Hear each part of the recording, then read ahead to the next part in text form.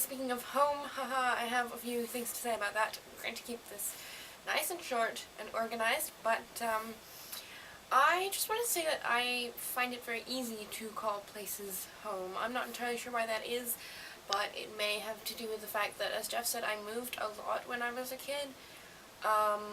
We never stayed in the same house for more than 3 years until I was 8, and we've since lived in the same house, well, since I was 8, but I've never been in one school system or anything for longer than 4 years. So I've always had to change situations and make new friends. And maybe it's a family thing, like whenever we go on holiday and we stay in a hotel, we'll often refer to the hotel as home when we're out during the day.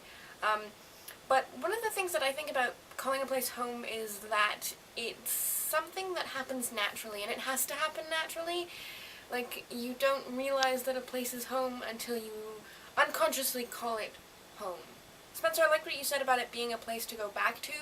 I think that's partly why I find this home, because I wasn't at home at my house over the break. I was in Hong Kong, and so coming back to here feels very much like coming home. But I also think it has something to do with how much I inhabit the space that I'm in. Like, I've really decorated my room, and it does feel like mine. I've made it mine, and so I call it home easily. Also, I wanted to say that maybe because you have a roommate, it feels less like home, because it's not just your space. I don't know, that was just a thought that I had.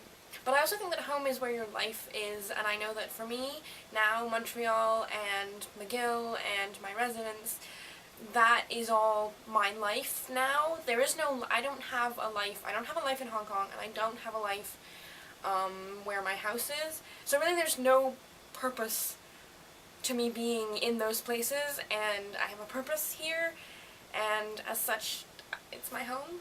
Jeff, I really liked what you said about being out of your comfort zone and moving, and how this is a positive thing.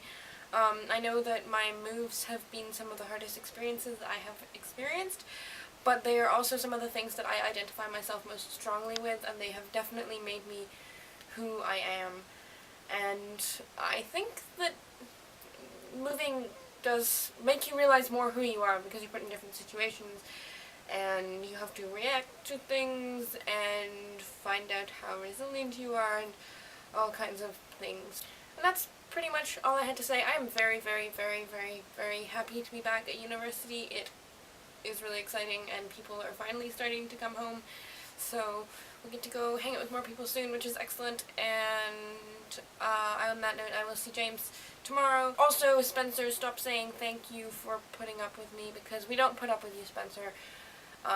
We are really, really happy when you show up in our soapbox, and that's, yes, how it is. Don't ever ask me to compliment you. I'm really bad at it. So I will see you all later, and I look forward to hearing from James at university tomorrow. Yay.